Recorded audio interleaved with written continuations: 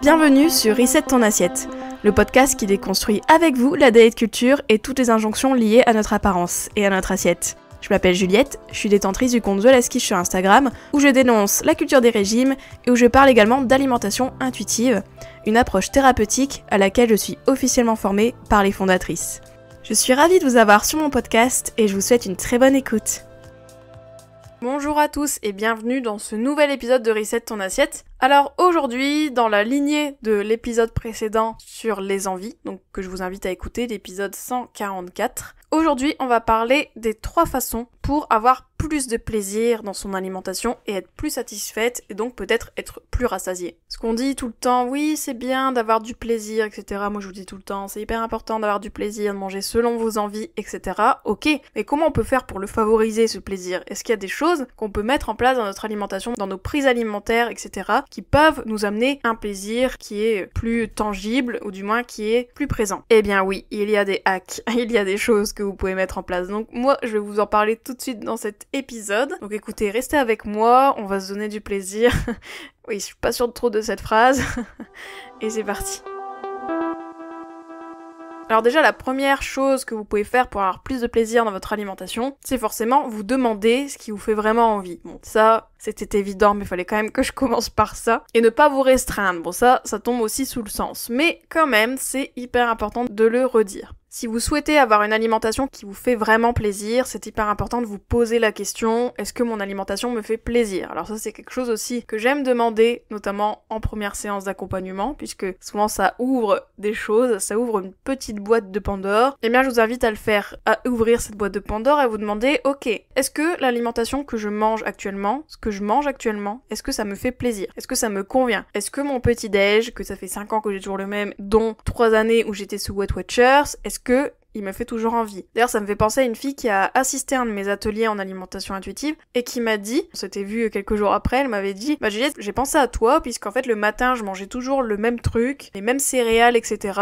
Et en fait, je me suis rendu compte que j'avais pas de plaisir à manger ces trucs-là. Et du coup, fort de ce que tu as dit dans l'atelier, eh bien, j'ai changé et j'ai mangé carrément autre chose ce matin et j'étais super contente et ça m'a fait plaisir vraiment. Donc elle m'a dit ça. Et donc je trouvais ça intéressant de vous le partager aujourd'hui puisque je trouve que par moment, des fois, on a ça dans notre alimentation, on mange un peu des trucs par automatisme, par habitude, etc. sans se demander si vraiment ça nous fait plaisir et des fois, non en fait. Après, bien sûr, je dis pas de changer vos petits-déj tous les 4 matins. Bon, quoique vous pouvez, mais d'acheter 3 millions de sortes de petits-déj, etc.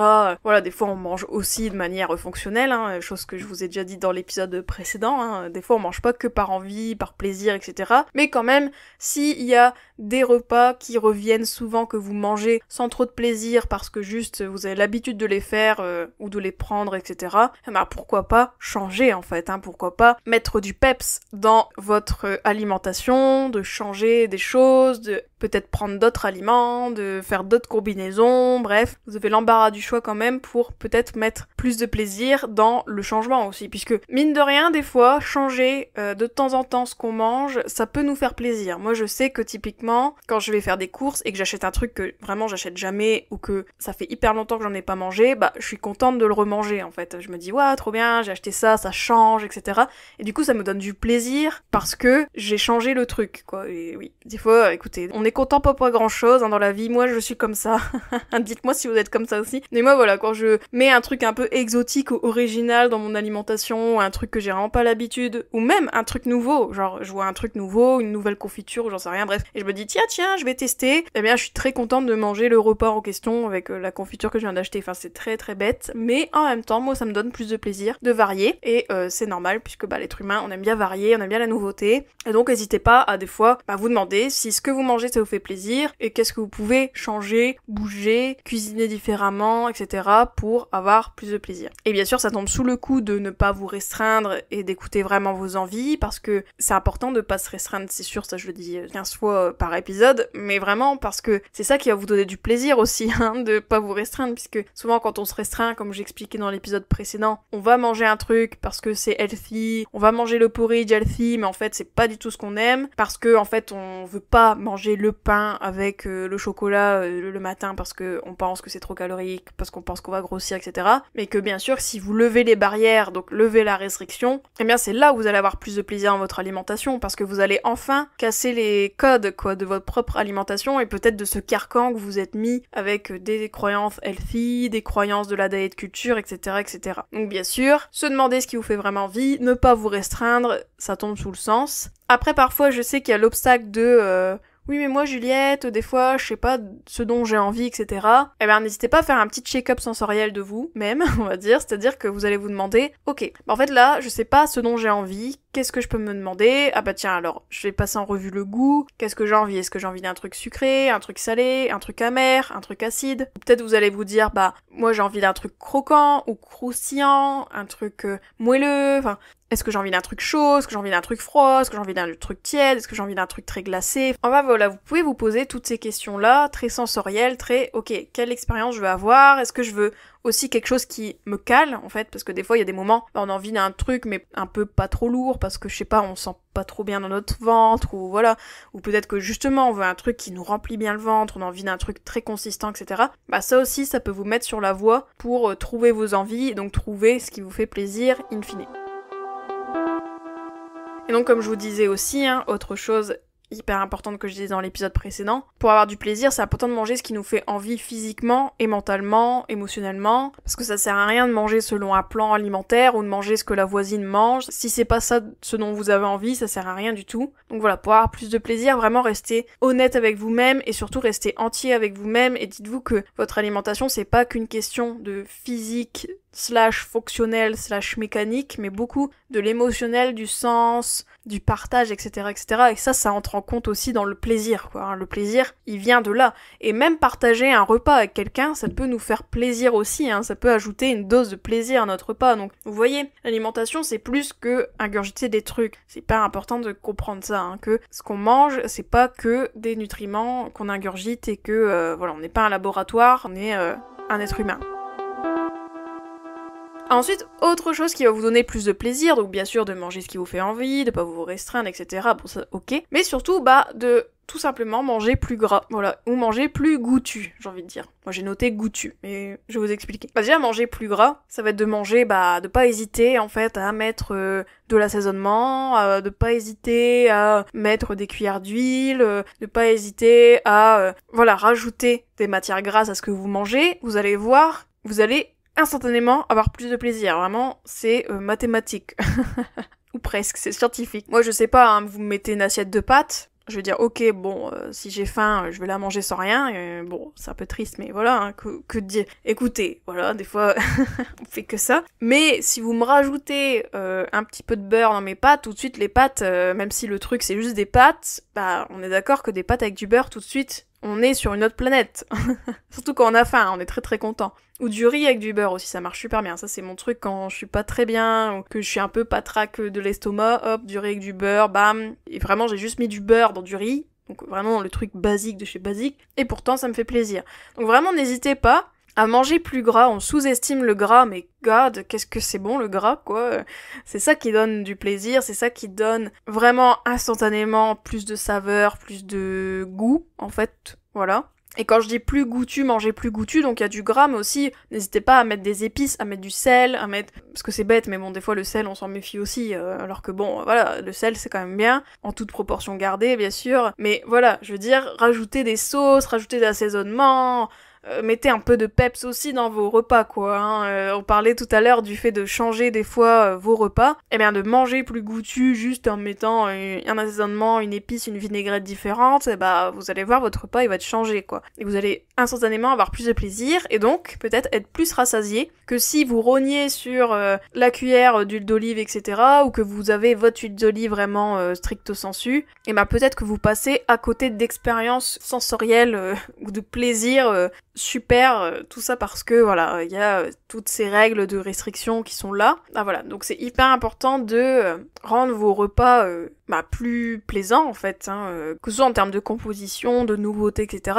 Ou aussi littéralement d'épices, d'assaisonnement, de gras, ou de recettes aussi. Vous pouvez faire même des recettes différentes qui font que peut-être que c'est des ingrédients très classiques, mais juste comment ils sont mis en combinaison, juste parce qu'on a rajouté tel ou tel ingrédient, et ben d'un coup ça peut changer ce que vous mangez quoi. Donc voilà, donc manger plus gras, manger plus goûtu, c'est une astuce très rapide pour avoir juste plus de plaisir.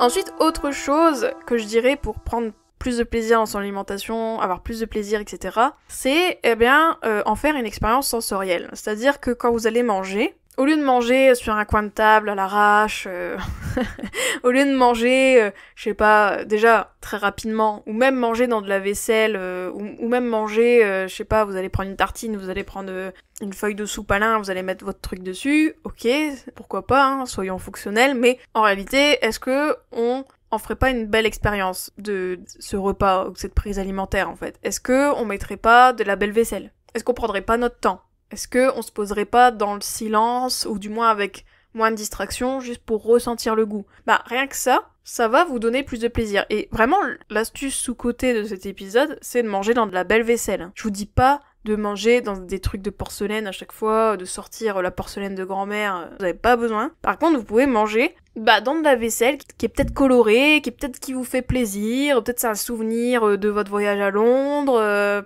ou peut-être c'est une tasse que vous kiffez parce que, c'est marqué un truc trop marrant, à chaque fois que vous la lisez, vous poilez. Moi j'ai une tasse comme ça, que je la relis 15 fois, ce qui est marqué dessus, ça me fait toujours autant rire. N'hésitez pas à me demander ce qui est marqué dessus, je vous dirai. Attention, suspense. Prenez votre temps, mangez dans de la belle vaisselle, dans des belles conditions, sur une belle table, une table rangée, une table où vous avez passé un petit coup. C'est bête, mais des petits trucs comme ça qui va rendre votre repas plus satisfaisant parce que vous êtes posé, parce que vous êtes dans un bon environnement, parce que vous êtes peut-être calme, etc. Rien que ça va vous donner plus de plaisir dans ce que vous mangez. Et je sais que des fois, attention, la tentation est grande quand on est tout seul à manger. Et que des fois, on se dit non, mais ça sert à rien de me mettre une assiette, ça sert à rien de faire ça. En fait, si, vous êtes des queens, vous êtes des reines, ok? Peut-être qu'il n'y a pas de porcelaine, nanana, mais peut-être que vous pouvez juste faire en sorte que votre repas, il soit quand même plus plaisant, rien qu'avec des petites choses de respect, en fait, tout simplement. Vous vous respectez, voilà. Moi, je trouve que c'est comme les vêtements, vous savez. Après, j'ai du mal à faire ça, mais on dit tout le temps, faut pas porter des chaussettes trouées, etc., parce que déjà, on a froid s'il y a un orteil qui est toujours à l'air, mais en plus de ça, c'est aussi parce que c'est une question de respect envers soi-même. Des fois, on se respecte pas, en fait. Des fois, on met des trucs, des locks, on se dit, mais pourquoi je mets ça encore, le truc qui est au fond de mon tiroir, etc. C'est pareil que votre alimentation, quoi. Faut vous respecter un petit peu.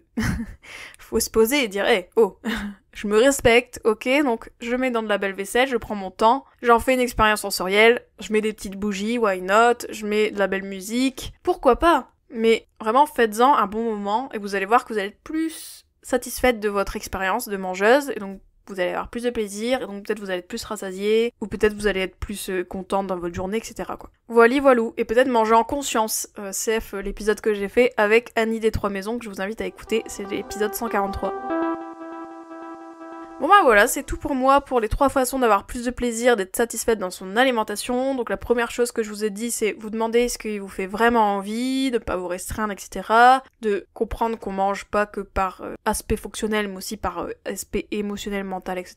Peut-être bousculer les habitudes. Ensuite, je dirais de manger plus gras, plus goûtu, plus assaisonné, bref, pimpez-moi vos assiettes. Tester des recettes, vous avez l'embarras du choix pour vraiment révolutionner un petit peu vos repas du quotidien. Et ensuite, je dirais de manger dans de la belle vaisselle, prendre son temps, bref, faire de votre repas une expérience sensorielle pour être plus satisfaite. Et bien sûr, si vous avez du mal à vous écouter, à vous donner du plaisir en mangeant, à mangez ce qui vous fait vraiment plaisir. Ou si vous avez du mal à manger plus gras parce que votre cerveau vous dit mais non, mais là en fait, t'as mangé déjà une cuillère à soupe d'huile d'olive dans ta journée, tu peux pas manger ça, etc., etc. Eh bien, si vous vous reconnaissez, n'hésitez pas à me consulter, à prendre un accompagnement avec moi, un accompagnement individuel reset, ou même une séance reboost si vous avez besoin que je vous coach un petit peu pour vous aider à avancer. Bon, sinon, c'est tout pour moi. On se dit à la semaine prochaine pour un nouvel épisode. D'ici là, prenez du plaisir dans votre alimentation, un max de plaisir, et on se dit à la semaine prochaine. Ciao, ciao! J'espère que cet épisode t'a plu. N'hésite pas à le partager et à lui laisser une super note sur les plateformes si c'est le cas. Vous pouvez toujours me retrouver sur mon compte Instagram TheLastQuiche. Je vous dis à très vite pour un nouvel épisode de Reset ton assiette. Ciao!